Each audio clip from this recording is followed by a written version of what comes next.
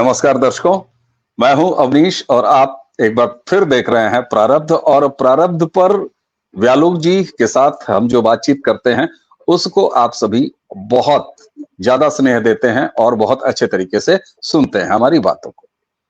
दर्शकों, चुनाव का अब एक चरण बचा है। जो कुछ भी है अब तक छठे चरण में ईवीएम में कैद हो चुका है। एक आखिरी चरण जिसमें मैं भी अपना वोट डाल दूंगा। उसके बाद इस लोकसभा चुनाव का जो चुनावी जो क्रम है उसका अंत हो जाएगा। उसके बाद 4 जून को रिजल्ट आएंगे। अब इस बीच में कुछ ऐसी बातें लगातार हम व्यालोक जी से जब चर्चा करते हैं तो कहाँ क्या हुआ, किसी घटनाओं का फॉलो अप। लेकिन आज जरा एक वैचारिक मामला है, उस पर बात करते हैं। साहब, आप सभी ने देखा होगा कि भारतीय जनता पार्टी के अध्यक्ष नड्डा साहब ने एक बात कही कि साहब, भारतीय जनता पार्टी एक राजनीतिक पार्टी के रूप में अब आत्मनिर्भर हो गई है। आत्मनिर्भर जब हो गई है तो आखिर वो किसके भरोसे थी? ये कहा नड्डा साहब ने कि आरएसएस यानी राष्ट्रीय स्वयंसेवक पर अब निर्भरता भारतीय जनता पार्टी की नहीं है। अब यहां सवाल दो उठते हैं। क्या वैचारिक आत्मनिर्भरता भी नहीं रह गई है या सांगठनिक निर्भरता की बात कर रहे थे जेपी नड्डा? क्योंकि आरएसएस जिस विचार को लेके आगे चलती है भारतीय जनता पार्टी, उसी विचार से निकली हुई एक राजनीतिक प्रकल्प है संघ का। मजे की बात यह है कि संघ जिस सांस्कृतिक राष्ट्रवाद की बात करता है, खुद को एक सांस्कृतिक संगठन मानते हुए, भारतीय जनता पार्टी उसी का एक राजनीतिक प्रकल्प है। अब जब भारतीय जनता पार्टी के आधिकारिक अध्यक्ष आधिकारिक रूप से ये कहते हैं कि साहब, हमारा और संघ का रास्ता अलग अलग है, तो सही भैया, कौन सा रास्ता अलग अलग है? ये सवाल जरा पूछते हैं। और व्यालोक जी के साथ हम बातचीत इसलिए कर रहे हैं कि कल व्यालोक जी ने एक प्लेटफॉर्म के लिए एक आर्टिकल लिखा। दर्शकों, वो पूरा आर्टिकल पढ़ना बेहद महत्वपूर्ण है। और व्यालोक जी, मैं आपके मुंह पर ही आपकी प्रशंसा कर रहा हूं। वो आर्टिकल कम बल्कि 3000 शब्दों में आपने एक शोध पत्र आरएसएस और भारतीय जनता पार्टी, और न सिर्फ भारतीय जनता पार्टी बल्कि आरएसएस और राजनीति, अगर मैं ये कह दूं आरएसएस और भारतीय राजनीति के जो अंतर संबंध है वो कितने पुराने हैं, वर्तमान क्या है और भविष्य क्या है, इस पर लगभग एक वो शोध पत्र है साहब। और दर्शकों, उस आर्टिकल का लिंक हम इसी वीडियो के डिस्क्रिप्शन बॉक्स में डालेंगे, आप जरूर उसको पढ़िएगा। व्यालोक जी, जब नड्डा साहब ये कहते हैं कि साहब बस यहीं तक का साथ था सिमरन, अब तेरी राहें अलग मेरी राहें अलग, ऐसे में एक सवाल उठता है। नड्डा साहब ने जिस आसानी से यह कह दिया कि हम आत्मनिर्भर हो चुके हैं और आरएसएस पर हमारी निर्भरता उतनी नहीं है या नहीं रह गई है, हमारे रास्ते अलग हो चुके हैं, क्या रिश्ते थे पहले तो ये समझा दीजिए, तब ये देखा जाए कि किस तरह के रास्ते अलग होंगे। मैं दो बातें आपके शुरुआती कमेंट में लेना चाहूंगा आपसे। आरएसएस से भारतीय जनता पार्टी के क्या रिश्ते थे? कौन सा ऐसा वो रास्ता था जिस पर दोनों एक साथ चल रहे थे? और वो कौन से अलगाव की बात है जिसको नड्डा साहब कह रहे हैं? इसके बाद फिर इस चर्चा को थोड़ा सा और आगे विस्तार देंगे जी। जगत प्रकाश नड्डा जी का जो वक्तव्य आया है उसको अगर समझना है तो उसके लिए थोड़ा सा इतिहास में झांकना होगा। ये बात अक्सर लोग कह देते हैं कि संघ और भाजपा का नाभिनाल संबंध, लेकिन ये ठीक बात नहीं, तथ्यात्मक नहीं है। संघ और भाजपा का नाभिनाल संबंध नहीं है। और इसको आइए थोड़ा इतिहास में चलें। राष्ट्रीय स्वयंसेवक संघ की स्थापना क्यों हुई और कब हुई थी? 1925 में हुई, हम सब लोग जानते हैं, लेकिन क्यों हुई? उसका एकमात्र कारण था मोपलंग दंगों में जब हिंदुओं को मारा गया, काटा गया, तो उसकी कई स्तरों पर प्रतिक्रिया हुई। हालांकि उन दंगों को बहुत ही सफाई से छुपा दिया गया है, और बल्कि उसमें तो ये भी कहा जाता है कि वो जो गंगा जमनी तहजीब वगैरह थी, मैं उसमें नहीं जाऊंगा, मैं अभी संघ की बात कर रहा हूँ। तो हेडगेवार के मन में, मतलब संघ के जो आदि पुरुष हैं, जो संस्थापक हैं, उनके मन में ये हमेशा से था कि एक ऐसा संगठन बने जो हिंदुओं के हित की बात करे और जो ऐसे चरित्रवान लोगों का एक दस्ता तैयार करे, एक सेना तैयार करे जो 3 फ्रंट पर लड़े, ईसाइयों से, मुसलमानों से और मार्क्सवादियों से। और ये 3 फ्रंट ऐसे नहीं कि लड़े मतलब तलवार लेकर या जो भी। हालांकि हेडगेवार के जो वैचारिक गुरु अगर कहें आप, तो वो मुंजे थे, बीवी मुंजे।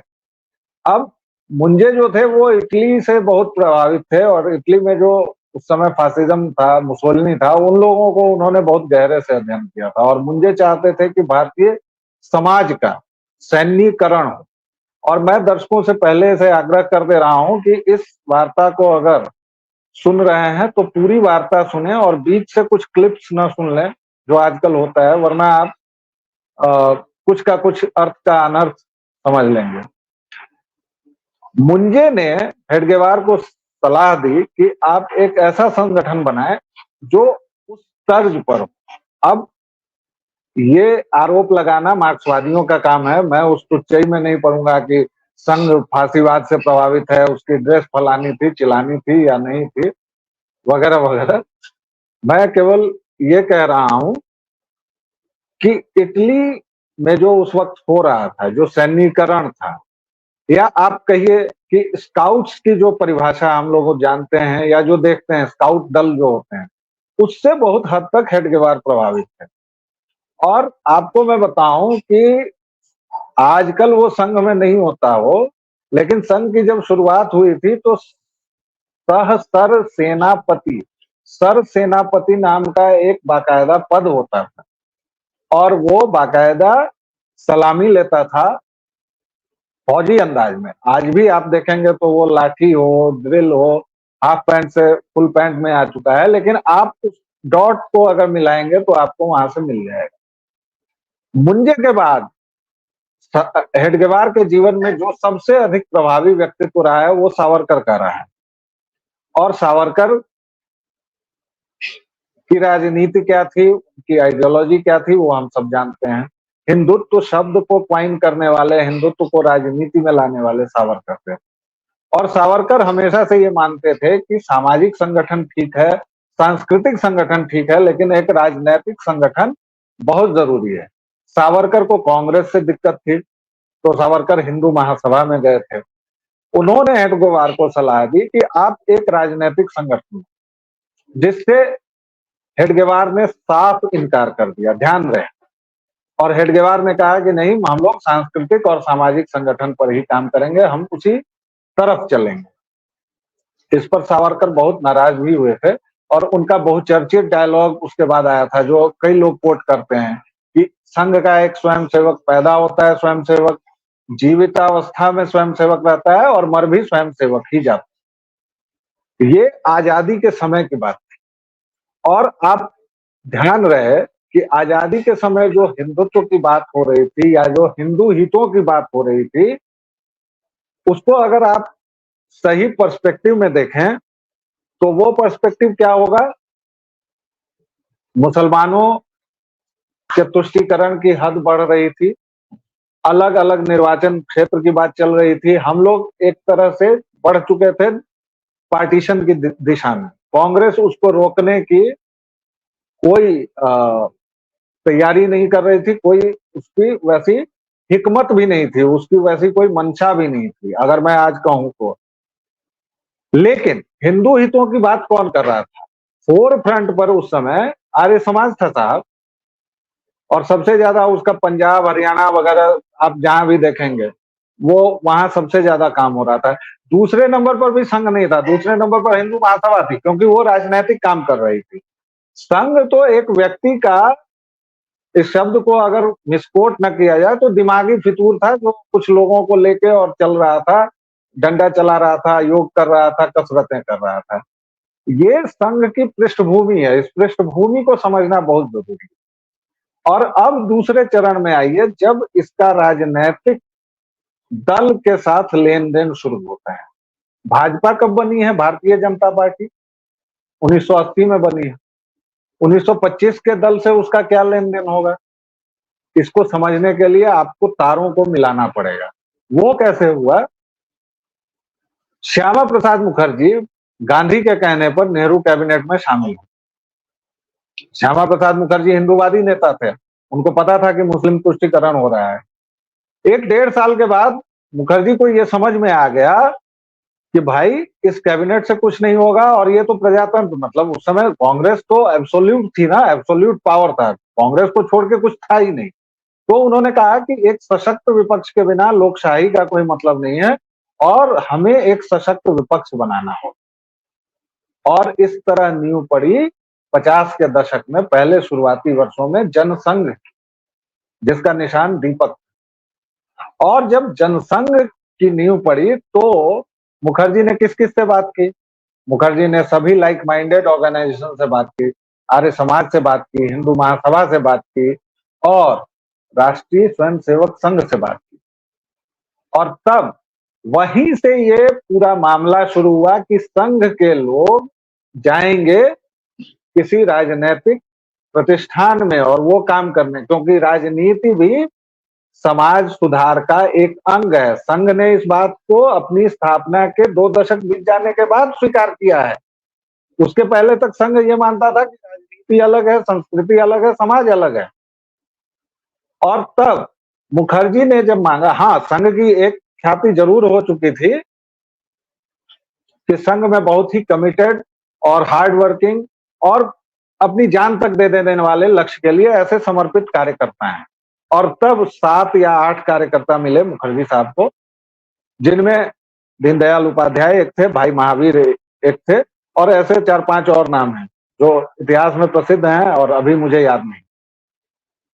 इनके साथ शुरुआत हुई जनसंघ और ये पहला लेन देन हुआ। यहां से आप आएंगे अगर 2024 तक तो उसकी एक पूरी धारा है। बलराज मधोक साहब, अगर मैं गलत नहीं कह रहा हूं तो बलराज मधोक साहब भी थे वहीं से। जी, आप ठीक कह रहे हैं।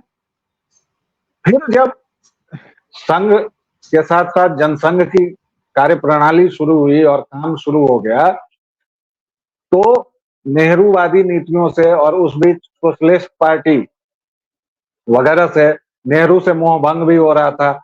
अब सीधे 2 दशकों की छलांग लगाइए और 67-70 पर आ जाइए तो आप देखेंगे कि चीन से हम युद्ध हार चुके थे और एक तरह का मोह भंग हो रहा था। 1967 के चुनाव में जनसंघ को बड़ी सफलता मिली थी। तीसरे नंबर पर जनसंघ था, दूसरे नंबर पर लेकिन जनसंघ नहीं था राजनीतिक इसमें गलियारे में। राजनीतिक चुनावी राजनीति में पहले नंबर पर हमेशा की तरह कांग्रेस थी, दूसरे नंबर पर स्वतंत्र पार्टी थी जो राजे रजवाड़ों ने मिलकर बनाई थी, तीसरे नंबर पर जनसंघ था। लेकिन पहली बार जनसंघ को 3 दर्जन से अधिक सांसद मिले थे, शायद 37 या 38 सांसद थे उसके, 37-38 में कुछ कंफ्यूजन है मुझे, संख्या यही थी। उसके साथ क्या शुरू हुआ? जनसंघ के साथ साथ संघ की स्वीकार्यता बढ़ी। राजनीतिक ताकत जब सांस्कृतिक ताकत के पीछे आती है तो उसको बल मिलता है। बिना राजनीतिक ताकत के सांस्कृतिक ताकत एक अकेले कोने में पड़ी रहती है। और इसका सबसे अच्छा नजारा आप 2014 के बाद देख सकते हैं, जब लोगों में संघी होने की, भाजपाई होने की होड़ लगी है, कला हो, लिटरेचर हो, बिल्कुल, परफॉर्मिंग आर्ट्स हो, आपसे बेहतर कोई नहीं जानता है। इफ्ता वगैरह पृष्ठभूमि में चले गए हैं और नए नए दल आ रहे हैं, नई नई बातें हो रही हैं। तो राजनीतिक ताकत बहुत जरूरी है। ये जब जनसंघ के साथ हुआ तो संघ ने कहा कि ठीक है, अब हम लोग इसको और विस्तारित करेंगे और दोनों के बीच अच्छे संबंध बने। दीनदयाल उपाध्याय बहुत अच्छे संगठनकर्ता थे, बहुत अच्छे जानकार थे, उनको राजनीतिक सामाजिक परिस्थितियों का बहुत अच्छा ज्ञान था। और तभी सीन में एंट्री होती है अटल बिहारी वाजपेयी। अटल बिहारी वाजपेयी की वक्तृता शानदार थी, कविताएं बहुत अच्छी लिखते थे। यहां तक कि रज्जू भैया ने अपने इंटरव्यू में कहा हुआ है कि भाई उस समय तो संघ के लोगों का काम होता था कि वाजपेयी जी का भाषण जाकर सुनो और उनकी कविताओं का प्रचार करो, यह भी काम होता था। लेकिन वाजपेयी जी जैसे कवि हृदय थे तो वो कभी भी दायरों में बंध के रहने वाले आदमी नहीं थे। ये वाक्य इसलिए मैं यहाँ कह रहा हूं क्योंकि इसकी बाद में जरूरत पड़ेगी, तो इस वाक्य को संभाल कर रखिए कि वाजपेयी जी कभी भी उन्मुक्त स्वभाव के थे और वो दायरों में बंध के रहने वाले नहीं। दीनदयाल जी ने क्या किया कि एक राजनैतिक, एक व्यवस्थित चिंतन, वरना तब तक अगर पूछा जाता कि इस देश में हिंदूवादी राजनीति का मतलब क्या है या आपकी फिलॉसफी क्या है, तो कुछ कहने को नहीं था। आज भी आप किसी नॉर्मल सामान्य भाजपाई से पूछ लीजिए, जो बड़े पद पर भी हो, बड़ा नेता भी बन गया हो, उससे कहिए कि आपकी पार्टी की कोर आइडियोलॉजी क्या है, वो गड़बड़ा जाएगा। किसी संघी से पूछ लीजिए कि तुम्हारी कोर आइडियोलॉजी क्या है, वो गड़बड़ा जाएगा। एकात्म मानववाद का जो दर्शन घूम फिर के लाए दीनदयाल जी, और उसी समय संघ में गोलवलकर आ गए।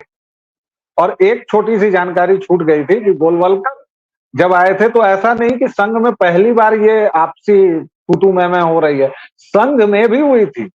क्योंकि गोलवलकर को जब लाए थे तो गोलवलकर कौन थे? रामकृष्ण मिशन के सन्यासी थे, बीएचयू के प्रोफेसर थे। उनको सीधे ले आए तो उस समय के संघियों ने ये कहा था डॉक्टर साहब को, यानी हेडगेवार को, कि ये तो दीनदयाल जी का तो परकाया प्रवेश हुआ है। वो संघ की प्रक्रिया, संघ में दो चीजें बहुत महत्वपूर्ण है, प्रक्रिया और बैठक, इस पर भी बाद में बात करेंगे। उस प्रक्रिया से चूंकि होकर नहीं आए हैं, इसलिए दीनदयाल जी का परकाया प्रवेश हुआ है। अरे कुछ लोग हल्की फुल्की टिप्पणियां भी करते हैं। खैर ये मैं बिल्कुल गंभीरता से नहीं कह रहा हूं, हल्की फुल्की टिप्पणियां हमेशा संघ के बारे में कही जाती रही है। और उनमें से एक टिप्पणी है कि आरएसएस के 3 ही काम, बैठक, भोजन और विश्राम। तो ये भी कहा जाता है, हालांकि मैं इसको केवल सहज भाव से ही कह रहा हूं जी। जनसंघ को मूर्त रूप दे रहे थे एक विचार के स्तर पर दीनदयाल, और संघ को दे रहे थे गोलवलकर। चाहे वो बंच ऑफ थॉट्स हो, हिंदू होने का धर्म हो, या जो भी हो, व्यवस्थित किया जा रहा था। वरना उस समय तक संघ क्या था, एक तो बहुत ही गुप्त संगठन था, अभी भी है, बहुत खुलने के बाद भी, लेकिन अभी भी संघ के बारे में बहुत चीजें साफ नहीं है। जैसे आप, अगर कोई संघी कह सकता है कि प्रतिनिधि सभा में ये हुआ, कोई दूसरा कह सकता है कि नहीं हुआ, क्योंकि ना रिकॉर्डिंग होती है ना कुछ होती है, होती भी होगी तो अवेलेबल नहीं रहती है। तो इन दोनों ने जब किया तब भी वहां भी संघ की सर्व स्वीकार्यता प्रमुख थी। हालांकि दीनदयाल बहुत तेजी से उभर रहे थे और खटपट चालू हुई थी जनसंघ की और संघ की, लेकिन उस समय सबका व्यक्तित्व ऐसा था। गोलवलकर बहुत प्रभावी व्यक्तित्व के थे, दीनदयाल बहुत प्रभावी व्यक्तित्व के थे, तो दोनों ने एक दूसरे से आदान प्रदान किया। और आप दोनों की राइटिंग्स पढ़ें तो आपको लगेगा कि पता नहीं किसने किस पे क्या विचार लिए। हालांकि गोविंदाचार्य जी ने अपनी बातचीत में कई बार इसकी तरफ संकेत दिया है कि गोलवलकर ने विचार दिए थे दीनदयाल जी को, लेकिन इस पर मेरे एक सीनियर हैं, उनका कहना है कि ऐसा नहीं था, ये वाइस वर्सा था। खैर उस बात में नहीं पड़ा। यहाँ 1970-75 तक आप पहुंच चुके हैं। संघ का नियंत्रण तब तक था क्योंकि संघ के लोग जो जाते थे वो संघ के प्रति पूरी तरह समर्पित, और संघ ही सब कुछ है ऐसा मान के चलते। जब 75 की काली रात आई, इमरजेंसी आई, और उसके बाद विद्रोह हुआ, नए नेता बने, 77 में जब जनता पार्टी बनी तुरंत, और वो सारी आइडियोलॉजी को मर्ज किया गया, वो जो खिचड़ी बनी तो उसमें तो जनसंघ मिला गया। हालांकि बलराज मधोक उस जनसंघ को तब तक जिंदा रखे रहे। अभी अपनी मृत्यु 2-3 साल पहले उनकी मृत्यु हुई है, तब तक वो अकेले दीपक को जलाए रखे।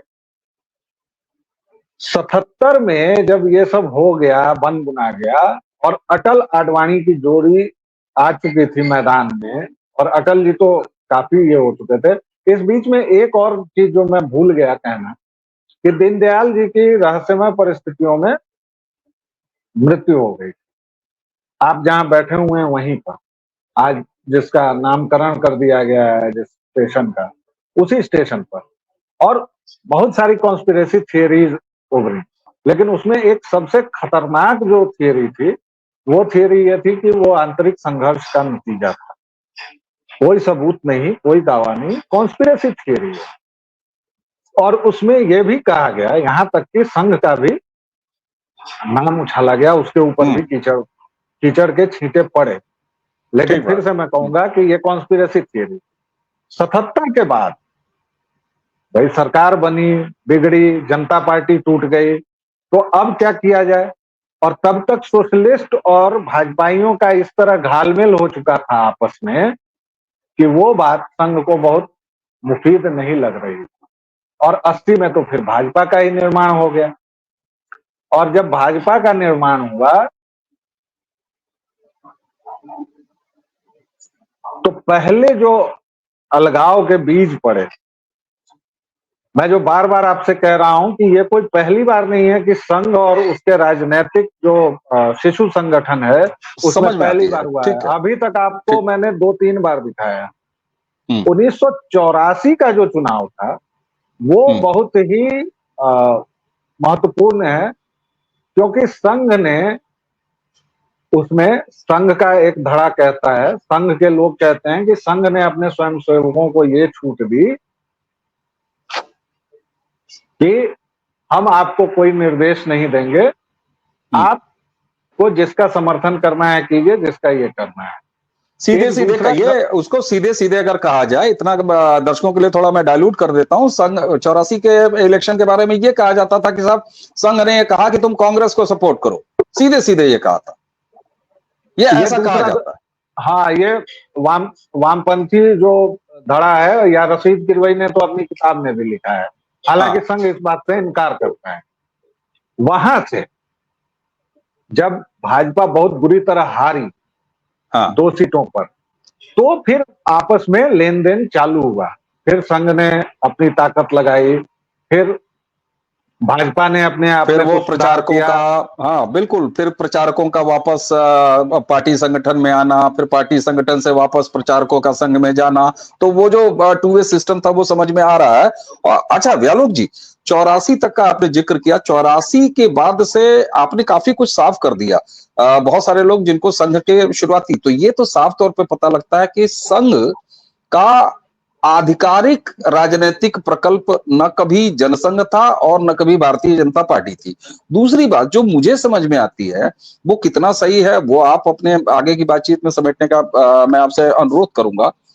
संघ व्यक्ति निर्माण की बात करता है, वो कहता है कि हम सांस्कृतिक रूप से एक व्यक्ति को निर्मित करते हैं, और ऐसे निर्मित करते हैं कि न सिर्फ वो अपने इस जीवन बल्कि वो अपनी नीचे विरासत भी छोड़ के वैसे ही चला जाता है। जैसे आपने शुरुआत में कहा कि एक व्यक्ति संघी, मैं उसी को लाऊं कि संघी पैदा होता है, संघी रहता है और संघी होके मर जाता है, लेकिन वहां से भी एक कदम आगे की बात कि वो अपने परिवार को संघी बना के छोड़ जाता है, तो विरासत वाली बात है। यही वजह है कि 2014 में मैं जो महसूस करता हूं कि हर वह व्यक्ति जो राष्ट्रवाद की बात करता हो, नेशन फर्स्ट की बात करता हो, भारत की बात करता हो, भारतीय संस्कृति की बात करता हो, यार संघीय है, ये कहने का जो शैली है, तो ऐसे में मुझे ये लगता ही नहीं है कि संघ पूरी तरीके से केवल और केवल भाजपा के ही आगे पीछे काम करता है। भाई कांग्रेसी जो भी कांग्रेस छोड़ के इस समय एक पूरी धड़ा आई है, लोग कह रहे हैं साहब ये तो संघी था। राहुल गांधी कह चुके हैं कि वो जिसको छोड़ के जाना हो चला जाए, संघी मानसिकता वाला। तो यहां तो आपकी बात बिल्कुल समझ में आती है। और यहां अब ये क्या साफ तौर पर नहीं लगता है कि जब नड्डा ये कह रहे हैं कि संघ, आरएसएस और भारतीय जनता पार्टी के रास्ते अलग अलग हैं, तो ये रास्ते अलग अलग का कहीं ये मतलब तो नहीं है कि मंजिल अब कोई और बड़ी और चौड़ी है, और दोनों कह रहे हैं कि एक काम करो तुम रिंग रोड लो और मैं ये डबल लेन वाली सड़क लेता हूं। तो ये एक नई स्ट्रेटजी के तहत तो नहीं किया जा रहा है। मैं ये सवाल पे आता हूं, हम इस सवाल को हल करने के पीछे उतना नहीं जाएंगे कि इन दोनों का अंतर संबंध क्या है, किसने किससे क्या कहा। आखिर एन चुनाव के दौरान जब 5 चरण के चुनाव हो चुके थे या 5वां चरण होने वाला था, उस समय 2024 जब नरेंद्र मोदी 2 बार सत्ता बरकरार रखने के बाद तीसरी बार सत्ता के लिए आगे चुनावी मैदान में है, उस समय यह कहने की क्या अर्थ आप समझते हैं, क्यों कहा? देखिए, अब कुछ कड़वी बातें कहनी जरूरी हैं। संघ की सबसे बड़ी समस्या दो है। उसे जिम्मेदारी नहीं चाहिए, अकाउंटेबिलिटी नहीं चाहिए, लेकिन अधिकार संपूर्ण चाहिए, पहला। दूसरा, उसे संपूर्ण नियंत्रण चाहिए। कई बार आप लड़ते लड़ते अपने दुश्मनों से ठीक दुश्मनों की तरह बिहेव करने लगते हैं। जैसे हम लोग जब जेएनयू में पढ़ते थे तो हल्ला ये था कि 1990 तक, जब तक यूएसएसआर विघटित नहीं हुआ था, तो वहां अगर बारिश होती थी मॉस्को में, तो ये लोग यहाँ छाता खोल लेते थे। और आजकल चाइना में, बीजिंग में बारिश होती है तो ये लोग यहाँ छाता खोलते हैं। संघ की अंदरूनी ख्वाहिश ये रहती है कि अगर नागपुर में बारिश हो तो दिल्ली में छाता खुले। ये 2014 से है, उसके पहले जहां भी सत्ता केंद्र होगा भाजपा। ये कड़वी बात। नड्डा के ठीक इस समय ये कहने का सीधा सा मतलब है कि लकड़ी न करो, दिक्कत हो जाएगी। ये बल उनको कहां से आया, इसको समझना ज्यादा जरूरी। ये नहीं समझना चाहिए। मैंने इसीलिए आपसे पूछा कि ऐसे समय पर, और ध्यान दीजिए मैंने ये बात कही थी कि चौथे चरण का चुनाव हो चुका था और पांचवें चरण के चुनाव भी संभवतः होने वाले थे या हो चुके थे मतदान। और मैं ये कहता हूं कि जब पांचवें चरण में इसी देश के राजनीतिक विश्लेषक ये कह रहे थे और खुद भाजपा वाले इस बात पर क्लेम कर रहे थे, साहब जो बहुमत था, अमित शाह जी ने कहा कि बहुमत तो हम पार कर चुके हैं, अब तो हमारा मामला 370 और 400 पार की तरफ जा रहा है। इसीलिए मैं पूछ रहा हूं, ये समय क्यों चुना नड्डा ने ये कहने का, एनफ इज एनफ, रास्ते अलग? वही क्यों कहा और उनके पीछे क्या है? उनके पीछे मोदी है। और थोड़ा सा समय और लूंगा, 2-3 मिनट में उस डॉट को जोड़ूंगा मैं। संघर्ष अटल आडवाणी के समय भी हुआ था। जब आपके पास सत्ता आती है और आपके पास एक ऐसी मातृ संस्था हो जो बिना जिम्मेदारी के सत्ता का सुख तो भोगे, लेकिन जिम्मेदारी के वक्त कहे कि जिम्मेदारी सारी भाजपा की होगी, तो प्रॉब्लम होती है। ये अटल आडवाणी युग में भी हुई। क्योंकि अटल आडवाणी दोनों के भी मतभेद थे, लेकिन या जो होंगे, लेकिन संघ के साथ जब मतभेद होते थे तो जो बातें उनके हित में नहीं होती थी, उस पर वो दोनों मिलकर संघ की बात को सरपास कर जाते थे, बाईपास कर लेते थे। अगर वो हित में है, भाजपा के हित में है, उनके हित में है, तो कोई बात ही नहीं होती थी। याद कीजिए, उस दौरान केसी सुदर्शन के वक्तव्य, संघ ने बाकायदा एक प्रवक्ता की नियुक्ति की हुई थी, एमजी वैद्य की। एमजी वैद्य के उस समय के बयान आर्काइव से निकालिए। कई बार सरकार संकट में पड़ी थी, यहां तक कि एमजी वैद्य को 2003 में हटाकर राम माधव को प्रवक्ता बनाना पड़ा, क्योंकि एमजी वैद्य बहुत ही तीखा बोलते थे और अटल जी की रिक्रूटी बंक हुई थी और उसके बाद उनको वापस लाया गया। ये सारे एनेक्डोट्स जोड़िए और उसके बाद आइए 2014 में। 2014 का सीन याद कीजिए। अटल जी बीमार पड़ चुके थे, भाजपा लगातार 2 चुनाव हार चुकी थी, भाजपा की राजनीतिक हैसियत नहीं थी, संघ पूरी तरह प्रभावी था। उस वक्त राष्ट्रीय पटल पर मोदी आते हैं। और हाँ, इसमें एक बात और याद कर लीजिए कि आडवाणी डिस्क्रेडिट हो चुके थे जिन्ना की मजार पर माथा टेक के या जिन्ना को धर्मनिरपेक्ष बता के। ये सब असहज करने वाले फैक्ट्स हैं, लेकिन ये फैक्ट्स हैं और ये वही फैक्ट्स हैं। और 2014 की यात्रा के पहले एक बार चलिए 2002 के गुजरात में, गोधरा को याद कीजिए। और तब बृहत हिंदू समाज को यह लगा था कि हाँ, एक व्यक्ति है जो हम लोगों को, ईसाइयों और मुसलमानों को काउंटर करने के लायक बना सकता है। अंग्रेजी मीडिया ने, लुटियन मीडिया ने उस व्यक्ति को शैतान, मॉन्स्टर, रक्त पिपासु क्या क्या नहीं कहा, और वर्नाक्युलर मीडिया ने, यानी हिंदी मीडिया और देसी मीडिया ने, चाहे वो गुजरात की मीडिया हो, उसको नायक बनाया। और 2014 में वही नायक जब आता है और जब प्रचंड जीत होती है, तो आप सोचिए कि सत्ता प्रतिष्ठानों में किस तरह की खड़खड़ाहट हुई होगी, आपस में ही घरों में कैसे टूटे होंगे। और ये भी ध्यान रखिए कि मोदी का झगड़ा आज से नहीं था।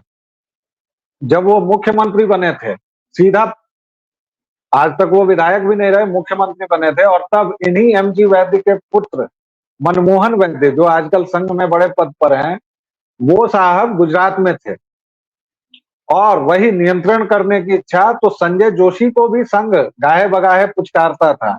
संजय जोशी का तो करियर ही खत्म हो गया और मनमोहन वैद्य को संघ को वापस लेना पड़ा। ये सारी चीजें फैक्चुअल हैं, इतिहास की हैं, देख लीजिएगा। अब सीधे, चूंकि समय बहुत हो गया है, मैं इस वीडियो को लंबा और नहीं करना चाहता हूं।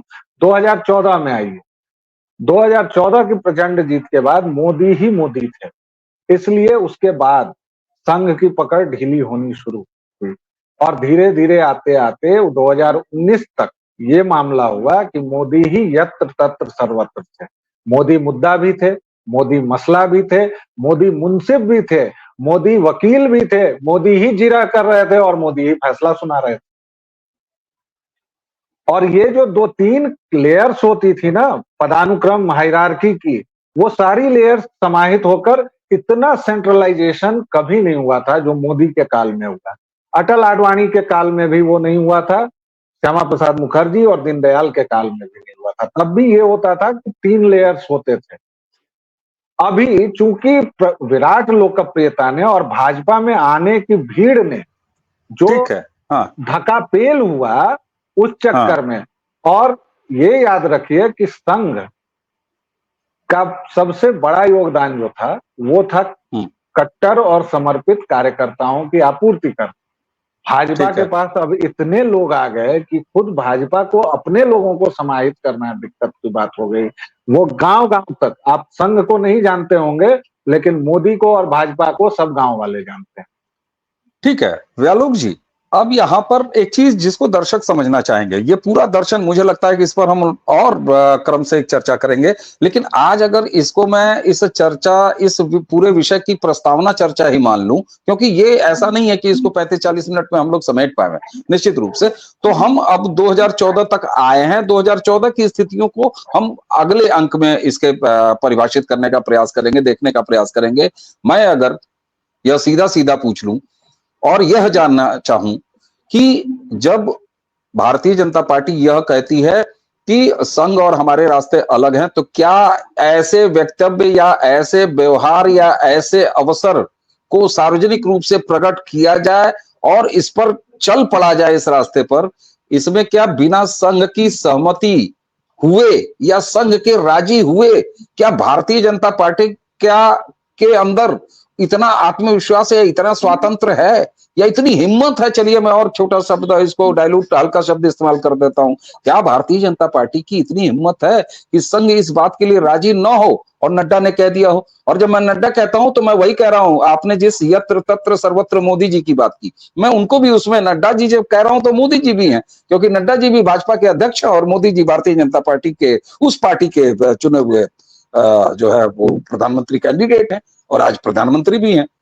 तो मेरा मानना यह है या मेरा पूछना यह है कि क्या ये रास्ते मिलजुल के अलग किए जा रहे हैं या बिना संघ के राजीनामे के भारतीय जनता पार्टी ने कहा टाटा बाय ओके खत्म? नहीं, संघ का इसमें राजीनामा नहीं है और मैं अपनी बात संक्षेप में ही रखूंगा और ये इस चर्चा की अंतिम बात है, इसके बाद और चर्चा करेंगे। संघ का राजीनामा नहीं है एक। दूसरे, भाजपा का ये नहीं है कि टाटा बाय बाय खत्म, ऐसा कुछ नहीं होगा। इस चुनाव के बाद अगर मोदी आते हैं और जिसकी ज्यादा संभावना है तो एक मुहर लगेगी। संघ के पास 2 विकल्प हैं कि संघ अपने सारे लोगों को वापस बुला ले, वो कह दे कि चलिए हमसे कोई मतलब नहीं है, लेकिन 10 वर्षों से संघ जो सत्ता सुख भोग रहा है उसमें ये नहीं होगा। और संघ बिल्कुल एक नए स्तर पर काम करे तो फिर उसको 50-60 साल लगेंगे एक नया संगठन खड़ा करने में, एक नया इसमें। और संघ ने ऐसा किया भी है, उसने कभी लालू की पीठ पर हाथ रखा है, उसने कभी कांग्रेस को भी सपोर्ट किया है, संघ ऐसा करता है। और मैं बहुत आश्चर्यित नहीं होऊंगा अगर संघ कल को कहे कि नहीं हम चलो एक नया संगठन बनाएंगे। संघ की यह ताकत है, संगठन शक्ति ही संघ की ताकत है। लेकिन अभी अगर संघ यह करता है तो खुद उसके जो संगठन मंत्री गए हैं भाजपा में वही विद्रोह कर देंगे। 70 से 80% संघ के कार्यकर्ता विद्रोह कर देंगे या असहयोग पर बैठ जाएंगे, विद्रोह नहीं भी करेंगे तो, क्योंकि सत्ता बहुत बड़ी चीज है, राजनीतिक ताकत बहुत बड़ी चीज है। बिल्कुल, और भाजपा को भी यह कतई नहीं चाहिए कि संघ वह केवल ये चाहती है, या बल्कि मैं इसको और ब्लंटली कहता हूं, मोदी केवल ये चाहते हैं कि उन पर जो नियंत्रण है उसको संघ खत्म करे, लगाम थोड़ी ढीली करे। अपने दायरे में रहे, और उसके बाद जैसा चल रहा है, क्योंकि भाजपा को भी शहरी क्षेत्रों में भी जरूरत है, ग्रामीण क्षेत्रों में भी जरूरत गांव है, में भी जरूरत जो है, आपने पश्चिम में भी जरूरत है, उत्तर में भी जरूरत है, दक्षिण में भी जरूरत है, बहुत ज्यादा पैन इंडिया उनको विस्तार करना है। तो निश्चित रूप से संघ अगर सांस्कृतिक एजेंडा चला रहा है तो भारतीय जनता पार्टी को एक राजनीतिक पार्टी के रूप में राजनीतिक एजेंडा चलाना है। और जो आपने ताकत की बात कही, वो ताकत इसलिए आई है क्योंकि अपार समर्थन है, और संघ इस बात को जान रहा है कि 2014 के बाद उसकी शाखाएं, उसके लोग 2 गुने से 2.5 गुने हुए हैं। तो वो भी जान रहा है कि जब हमारी सांस्कृतिक ताकत ताकत भी के बढ़ी पीछे है, राजनैतिक ताकत बढ़ती है तो क्या होता है। इसलिए तो अभी कुछ नहीं होगा। होना ये है कि चुनाव के बाद संघ की लगाम जो पहले से ढीली हो चुकी है, आज की तारीख में संघ की ताकत नहीं है कि वह बूथ अध्यक्ष भी नियुक्त कर दे, वह और ढीली होगी, और दोनों साथ साथ ही काम करेंगे। अभी ना तो संघ कोई नया संगठन बनाएगा और ना भाजपा बिल्कुल तफरका करेगी। बिल्कुल समझ में आता है। और आपने जब कहा कि हो सकता है कि आरएसएस अचानक एक दिन ये कहे कि हमारे सारे लोग भारतीय जनता पार्टी छोड़ दो, तो मुझे झटका लगा। आरएसएस नरेंद्र मोदी एक संघ के स्वयंसेवक, उनको भी कह सकते हैं कि तुम भी भारतीय जनता पार्टी छोड़ो। खैर, ये आगे देखा जाएगा। एक चीज और है, वह संघ जो अपने छोटे से छोटे एजेंडे की उम्र या कार्यक्रमों की उम्र 10 साल, 20 साल, 30 साल से नीचे नहीं बनाता, तो 24 घंटे या अचानक कुछ ऐसा हो भी नहीं जाने वाला है। लेकिन इसको कहते हैं कि अब जब तीसरे टर्म की तरफ सत्ता बढ़ते हुए दिख रही है, और इससे ठीक पहले केवल एक 5 साल अटल बिहारी वाजपेयी का, और टुकड़े टुकड़े में थोड़ी बहुत, यही कुल मिला के सत्ता रही है। और हमने व्यालोक जी जिस लोकतांत्रिक मॉडल को अपनाया है, उसमें कुछ भी करने के लिए, सांस्कृतिक मजबूती हासिल करने के लिए भी आपको राजनीतिक सत्ता चाहिए ही चाहिए। और यहां पर संघ और भाजपा एक साथ काम किए हैं, इनका दोनों को लाभ मिला है। अगर भारतीय जनता पार्टी को राजनीतिक लाभ मिला है, तो आरएसएस को भी उसका लाभ मिला है कि उसके एक प्रकल्प के पास राजनीतिक शक्ति है और सत्ता है। इससे कोई इनकार नहीं करेगा। तो यहां पर वो एक दूसरे के पूरक वाली स्टोरी है, और वो स्टोरी इतनी जल्दी खत्म होगी। हालांकि ये चर्चा एक बार में नहीं समेटी जा सकती है, इसलिए व्यालोक जी, ये उद्घाटन चर्चा इस विषय पर दर्शकों से मैं फिर कहूंगा कि इसी वीडियो के डिस्क्रिप्शन में आपको व्यालोक जी का वो आर्टिकल मिलेगा, उसको जरूर पढ़िएगा, और उस आर्टिकल को केंद्र में रख के हम इस पर अभी 1 या 2 वीडियो और करेंगे, उसकी प्रतीक्षा करिएगा। तो दर्शकों, आज की ये चर्चा जो पहला एपिसोड कह सकते हैं, जहां अब राजनीति, चुनावी मामले, सीटें, वोट परसेंटेज अब इससे अलग हटकर, इससे जरा ऊपर उठ के अब राजनीतिक जो दर्शन है उस पर बात करेंगे, ताकि अब ये चीजें और मजबूती से डिस्कोर्स में जाएं। व्यालोक जी, आपको बहुत बहुत धन्यवाद, आपने हमें समय दिया। और दर्शकों, इसी के साथ मुझे और व्यालोक जी को आज की ये वार्ता समाप्त करने की आज्ञा दें, और नमस्कार आप सभी को, प्रणाम।